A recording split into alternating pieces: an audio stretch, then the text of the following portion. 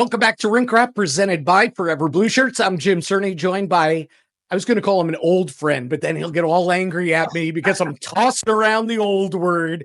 I'll just say a longtime friend, Colin Stephenson of Newsday. Colin, thanks for a few minutes, bud.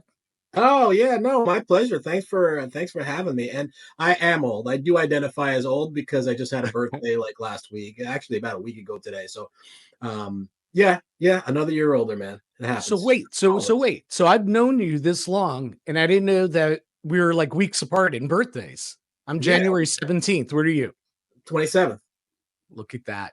Look at that. Couple Capricorns getting together here from back in the Islander days all the way through the Ranger days now. Back in the old days. Yeah. We've known each other a long time, man. This is true. So listen, you're coming. I'm sure you're well rested. Nothing's going on with the Rangers. Very easy weekend for you. Kick back, relax, right? Nothing going on with the Rangers. So it finally comes down. The whole JT Miller thing, really, it's not even after just months. This is a guy that, Chris Jury's wanted really for years. But for certainly for months this season, he finally lands the big fish. And listen, let's just start with the weekend. It's a pretty good start of JT Miller putting his stamp on what he can bring to this organization. Yeah, I mean, I literally just finished writing, and as we speak, it's Monday, and I literally just finished writing a story, an off-day story after the weekend, in which I say exactly that, which is it's not the fact that he had 2 goals in the first game that he played and 2 assists in the second game. It's what he does for everybody else and how he seems to have lifted everyone else. I mean, guys are talking about how, his leadership and his communication and his personality in the locker room and, all of this kind of stuff. The coach is talking last night after the game about how he drove to the net early in the third period when the Rangers were down 2-1, and he started scuffling with a couple guys, and that's what we needed. You know what I mean? Like, so there's all this stuff, and then more important than any of that is the fact that he's now playing with Mika Zibanejad, right? And everybody on Twitter and everywhere else is like, what is he doing putting Mika at the wing? He's a centerman, yada, yada, yada. This is nonsense. This is not going to end. But you know what? Mika looks pretty good. Right. Better than really good. Well, I mean, what is this guy? So this guy's done a lot for everybody, but if he can lift Mika, well, I mean, that would solve a lot of problems, wouldn't it? Yeah, I unlock him. That's the phrase that I was using. It seems like he's unlocked Mika, right? And it's interesting because when the trade was made, even beforehand, I'm trying to configure in my head. I'm like, all right, who's going to go where? Who's going to play with whom? Right. And I know how good Miller is down the middle. I mean, he's really taken off as a star in the league since he moved to the middle with Vancouver. But I said, well, but he's a guy that's played on the wing. Boy, are they going to put JT on the wing? And it was the reverse of that. Yeah. And I didn't think of Mika going to the wing with JT and everything, but boy, it frees them up. And you know what? We should have had the clue maybe, because just last week Peter Laviolette was, he kind of gives that excuse, if you will. Well, listen. Mika's numbers are down, but he's always playing against the other top center. He's always lined up defensively, trying to shut down. He's done a good job, shutting down other teams' top centers. And that should have been the clue. Maybe somebody else goes to that spot and free Mika. But I didn't take the clue, and maybe none of us did. But it was just so unorthodox and so foreign to what we've seen. Like, it just, we asked Mika Saturday after the Boston game, which was the first game. When's the last time you played on the wing? And he's like, I don't know, 10 years ago, 12 years ago. I don't know. It's like, this coach is just like, And it's something that you would not have thought of. I would not have thought of. I think most people wouldn't have thought of it, but it looks good after 2 games. Yeah, absolutely. So what do you think specifically and I know this is 2 games in. What specifically, when you look on the ice, what is Miller's presence do to open things up for Mika? Well, I think I see Mika as sort of playing higher in the zone than the defensive zone, right? Because if you're the centerman, you've got to be down low. Yeah. And so now Mika's free to, Mika's a fast player. And he's free now to be at the top of the zone. Like, when Mika and Kreider play together, right? Mika's the one down low and Kreider's the one at the top of the zone. And, they get possession and boom, they throw it down the ice and Kreider can go chase it with his feet. He can do that too. But he's never been able to do that if he's the one down low in the zone. So now Mika's at the top of the zone, and he has less responsibility defensively, right? I mean, he's just guarding one side of the ice as opposed to the middle of the ice. Yep. And he has more opportunity to get north if the puck turns over. He can get going like Kreider does. When Kreider's on his game. So that thing, that I think is the biggest thing. And I think emotionally, or I don't know what the word is, but like off the ice, I think what it is it almost looks like a weight's been lifted off Mika's shoulders. I mean, because, Mika's a thoughtful guy. He knows he's not been producing. I mean, he's not proud of his plus minus.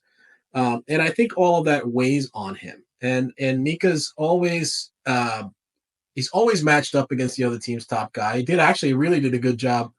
The last time they played Vegas, whatever, in my last month sometime. January, against, he matched up against Eichel and really shut him down.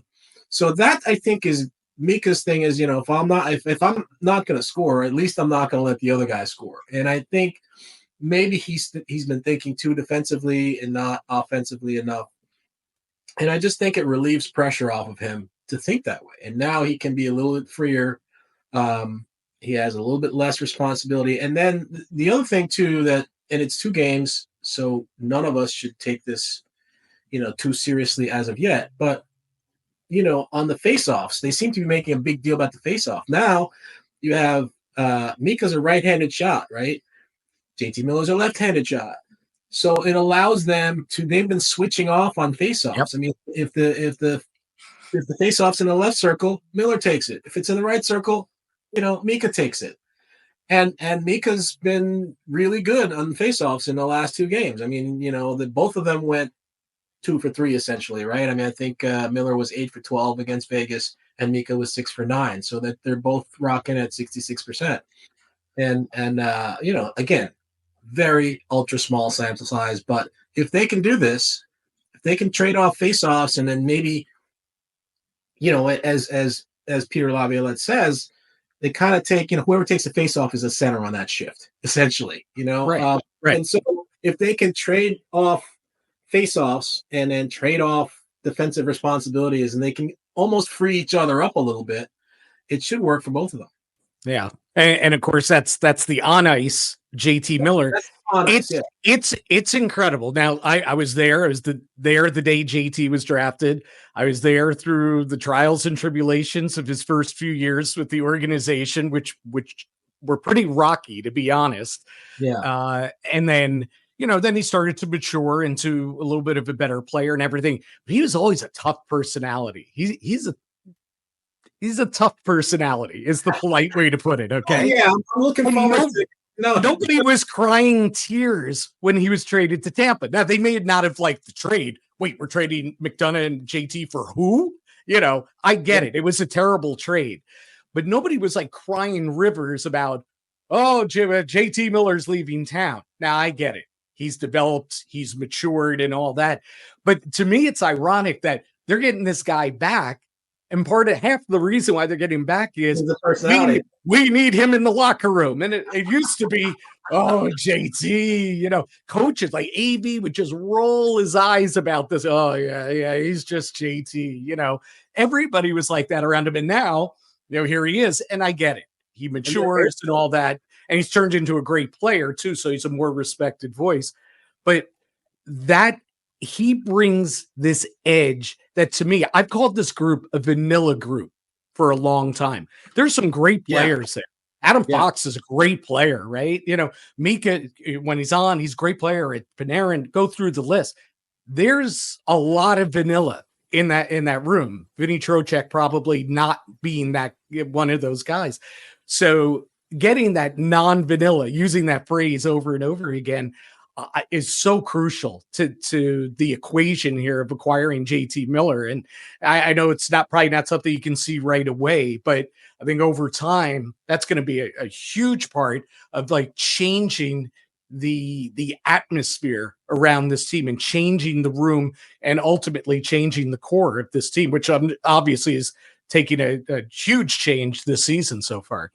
Yeah, I mean, clearly, it goes back to what you said earlier, which is that Drury has been trying to get this guy for years, really, because he wanted that abrasive personality within the locker room. I mean, I always thought that, Kreider had the ability to do that a little bit, but this guy, and I don't know this guy at all, really. I mean, I've known him a couple times. I've covered 2 games that he's played with the Rangers. I wasn't here when he was there the first time. I literally started on the beat the day after he was traded, right? Yeah. Like I started at Newsday the day that trade deadline, but I was onboarding and I missed all that stuff. And then, my first day covering the beat was the day after. So I've never covered him with the Rangers on the first go round. I've, been in locker rooms and interviewed him or talked to him, been part of scrums with him since, but I don't really know him. But yeah, everybody talks about the personality that he is, and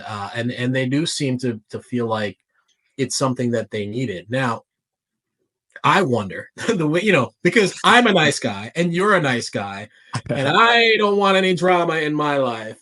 I wonder how this personality, this abrasive personality, is so abrasive that Vancouver had to trade him for a guy who could be, retired on his next hit that he takes, and a minor league defenseman. Like, I mean, this guy was so bad that you had to move him so desperately that's the return you took back. And I know that Phil Peedle scored a goal in his first game for Vancouver, Sunday night. But and I love Phil Peedle, by the way. I one of my favorites in that room. But kind of risky. And if you're Vancouver and you're trading JT Miller, you're getting back a risky player. Or a player who's an injury risk and a minor league defenseman and a first round pick, who's now Marcus Pettersson, traded. Yeah. So, I do wonder if, people with that type of personality, a little bit's good, let's hope it doesn't get, out of control. Yeah. Yeah. So that's, kind of JT Miller on and off the ice. Let's spin this forward a little bit, because when they got him, you're thinking, well, you got Miller, you got Zibanejad, you got Trocheck. Boy, that's pretty lethal down the middle there. Yeah. But let's say that they continue with Miller, Zibanejad together as line mates for a little bit. Now you got a hole on the third line. Yes. Right? Yes. You got a hole in the middle. Like before, you had Filipino. Well, obviously, you had to trade Hedl to get Miller. Yeah. So what do you think? And I know you don't have the answer yet. Peter Laviolette probably doesn't have the answer yet. Maybe Drew doesn't have the answer yet. But what do you think the answer is? Does it eventually become that those are the 3 centers? Or if they really like Miller, Zibanejad, I'm thinking that you're going to have to look for that Alex Wenberg-like veteran again at the trade deadline to be your third line center. Would you agree? Yeah, definitely. I'm just looking up now to see what kind of cap space they have. I mean, I know that they, the Trouba trade. Oh, it's freed up a whole bunch of cap. Listen, basically, Miller for Trouba is a swap. Getting Jay, they still have cap space to go out and get. Yeah, but you move Hedl too, and Hedl was I think a $3 or $4 million player. So four and a half. Let's see, like the current cap space they have is $9.3 million. Yeah, and they can do a lot of stuff. Cap space is $16 million, so they got plenty of space to a guy. And it depends on a lot of people think that they're going Ryan Lingren, who is a guy who's in the last year of his contract, could be moved at the deadline. So, I mean, you could move Ryan Lindgren or whatever else and bring back a third line center. So, I mean, why not? I mean, you have cap space galore. You have assets that, you can exchange for what you need. Yeah, I think you would probably go out and get a third line center for sure. Yeah, because I don't think, as much as I know Peter Laviolette loves Johnny Brzezinski, and I love how every time Johnny goes in, he's like, oh, the speed he brings. And, I can recite what Lavi's going to say, the 2-sentence, how much he loves Johnny Brzezinski and everything. But at the end of the day, he's your 13th forward. Okay. And there's nobody in the minors pushing their way. Maybe center down there. No, there's not. But yeah, I mean, he's a stopgap. He's one of those guys, over the years that you learn can tear it up. He's like a tweener, right? I mean, like he'll go to the American League and do really, really well. And then if you need somebody to come up, he can come up and look fine for 2 or 3 games, but over a longer stretch, then he gets exposed as being not quite good enough for one reason or another. But now he's their third line center for better or for worse for right now. Now, doesn't mean that things won't change. They're not going to change immediately. I mean, in fact, that was like the last thing that Laviolette said after his post-game press conference Sunday was he's not going to change the lines, right? But he could. I mean, he does have that option if he wants to. The other option I think you could do is you could move up Carrick from the fourth line center to the third line center, which would give you a little bit different look there. Depending on what you're going to do with ice time. We got to see too with what's up with Adam Edstrom. Right. Adam Edstrom missed, got hurt Saturday, missed Sunday's game. They say it's lower body. I looked at the replay on the hit that he took. I didn't really see too much in there that looks, like obvious. So I don't know what it is. I don't know how long he's going to be out. Hopefully not too long, but if Edstrom is going to be out for a while, then you're going to have to reconfigure that fourth line anyway. So, maybe you move Carrick up to the third line and you drop Brodzinski down to the fourth line and do something different. I don't know. But yes, you said it. They don't have a guy in Hartford that's going to come. Bo Gruls, I guess. All right, so let's skip ahead then to the trade deadline, Colin. We talked about maybe they need a third line center. We'll see. They always are hunting for a top 6 forward, probably somebody better than Riley Smith, and then possibly a left defenseman if you trade Ryan Lindgren. And even if you keep Ryan Lindgren, are you looking for a depth guy as well? Maybe somebody better than Vakanainen, right, who's been surprisingly pretty good, but Vakanainen would look pretty good as your 7th guy. So, just if you're really trying to upgrade the roster, those are 3 quick areas to look at ahead of the deadline. What do you think they're going to do? What do you think the priorities are in order? Yeah, I mean, I think they have, as we discussed, they have enough money, it seems like, that they can go out and do just about everything. But the priority to me would be that third line center, because, you're right. I mean, Brodzinski is an absolute tweener. And, I think you need a legit, like you mentioned, Alex Wenberg last year, that was a really nice pickup. He did a lot of good stuff for them. So if you can get that guy again, or an approximation of that guy, that would be the priority for me. I think you're right. I think you do need a defenseman one way or the other. I mean, either you trade Lindgren and you need a top 4 left side D back, or you hold on to Lindgren and he becomes your trade rental. Right. But then you need, some depth behind him on the left side, particularly. I think those are the, now you're right. They're always looking for a top 6 winger, and Riley Smith, has the look of a really nice third line winger. Yeah. But if you look, I always thought he was a good player with Vegas. One guy that caught my eye, he was a good player. But if you look at the numbers, I think he's doing what he's always done, right? I mean, he's not a 30-goal scorer. I mean, they got him and they thought he could play on that top line with Zibanejad and Kreider at that time, but they did it, remember, not having any money. So they were looking for creative ways, because they weren't able to trade Trouba before July 1st. And they were looking for creative ways to kind of improve the roster without being able to spend a lot of money. And so like they took the flyer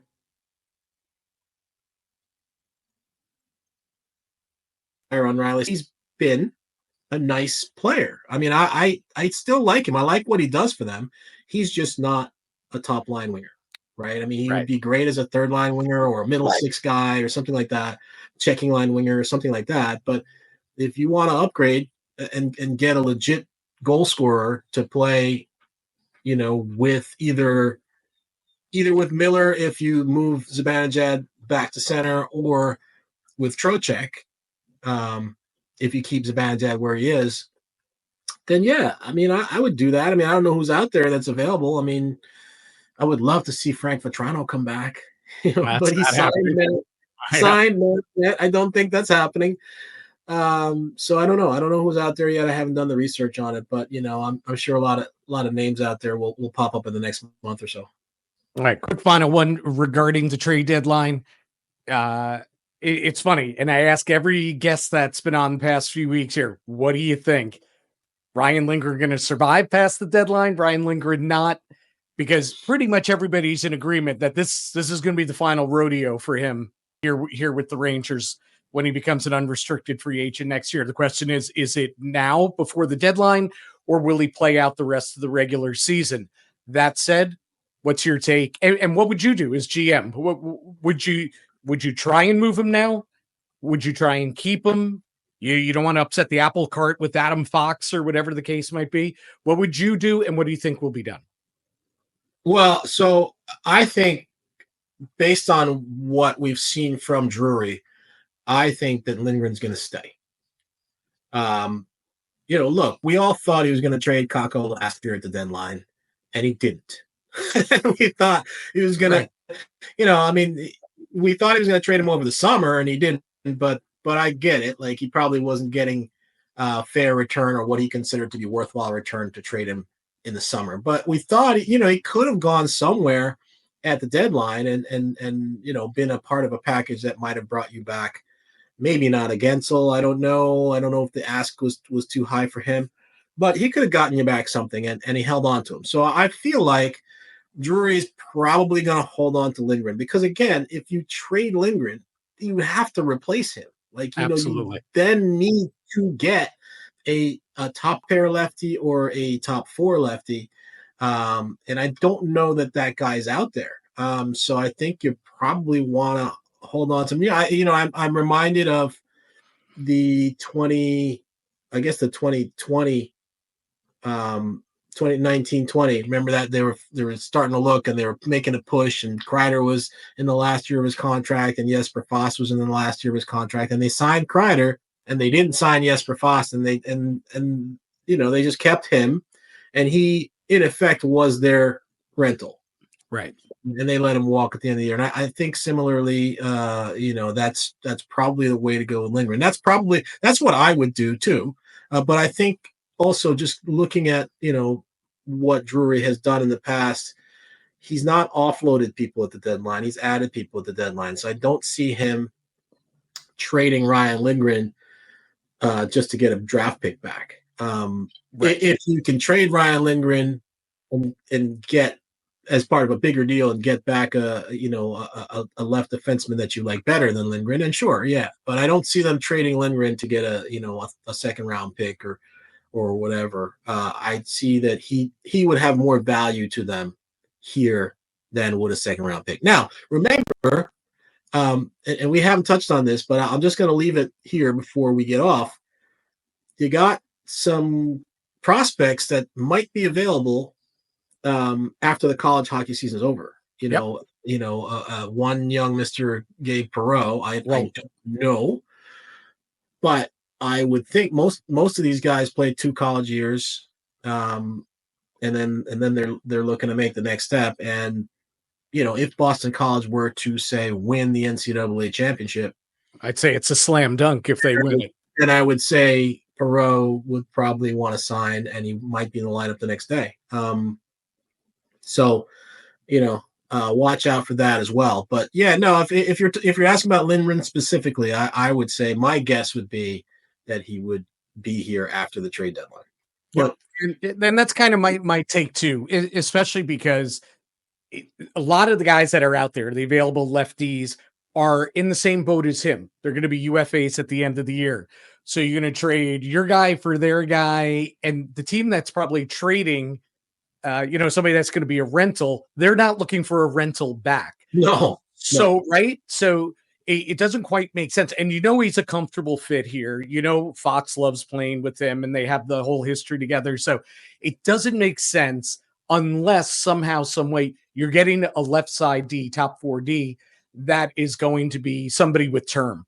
That is not only going to be your left side D now, but they're going to be carrying forward as well. So I agree. I think Lingren stays. I do not think that he stays past July 1st. No. Exactly. And again, that's a whole other ball of wax, and we'll get into this next time we have you on. But I think it's going to be a big summer for this organization, because you talk about the cap space they have now. They're going to be oozing cap space at the end of the year. And I know that they have to, figure out a contract for Keandre Miller.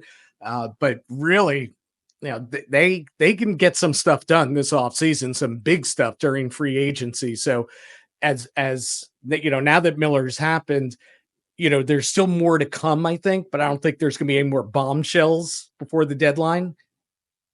But come the offseason, I think the bombs are going to be falling. I think there's going to be a lot of action for Chris Drews and company this summer. I really do.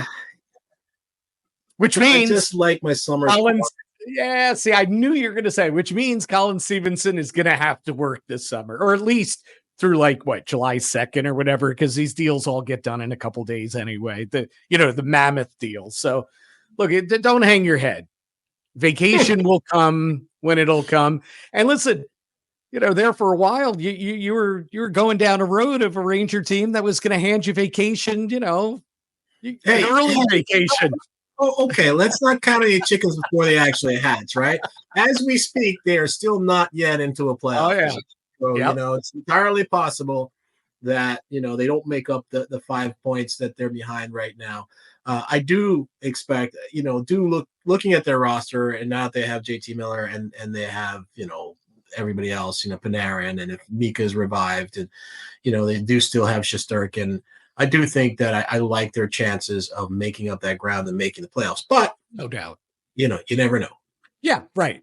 But no doubt. And here's the thing, and you could go back. I know you won't, but you could go back and watch all these podcasts and everything, going back to December when the, the world was ending, the Rangers world was coming to an end, apocalypse. Yeah. I was saying, you know what, if they can just right the ship here, they haven't fallen that far back. I know a lot of teams got in between them and the playoffs, but point-wise, they weren't that far back. And listen, who scares you that's ahead of them, right? You know who I like? I like Ottawa. They've really played some good hockey. I like really Ottawa. I think third in their division now. Yeah. I mean, and it's those teams are trading places. Tampa Bay, Boston, Ottawa. They're all taking turns. It seems like. The surprise has been Columbus. I don't think any of us expected Columbus to be in the mix. But Ottawa, I like because they have Tkachuk, they have Stützle, and they have a goalie. When Ullmark comes back, which looks to be imminent right now. Yes. So that's who probably scares me the most if I'm the Rangers. Tampa we know, Boston we know, but in terms of the others, Detroit and the Islanders and Columbus and Montreal, Ottawa scares me the most out of that group. Yep, I'd agree. Though Detroit's on a heater right now too, and they've played really well under McClellan since he took over. So, right, we'll see.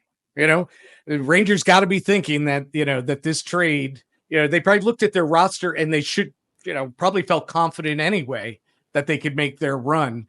but especially now with JT. But we'll see. That's why they play the games, Colin. That's why You've heard that before, right? That's why they play the games, and that's why you write about the games for Newsday and the rumors and covering it all. And dude, it was great to hang out today and talk some Rangers with you. Yeah, thanks for having me, man. This is fun. You could call a brother once in a while. You know what I mean? You know my number. I never know. You're so high up the food chain. I don't know whose calls you take. So I tell you what, though, you caught me at a good time because maybe 2 weeks ago I was hitting the wall, man. Like that schedule was just beating me to death. Yeah, this is crazy. It's amazing what a couple days off will do for you. So and you got the Four Nations coming up too. So I don't know if you're going up to work that. Yeah, so that's good for you, right? That's a little break. Can't make any trades during the Four Nations roster freeze. You're in good shape. Yeah, I'm in good shape. I'm looking forward to it. Good stuff. Appreciate your time today. All right, as always, Jim. Thanks for having me, and it's good to see you, man.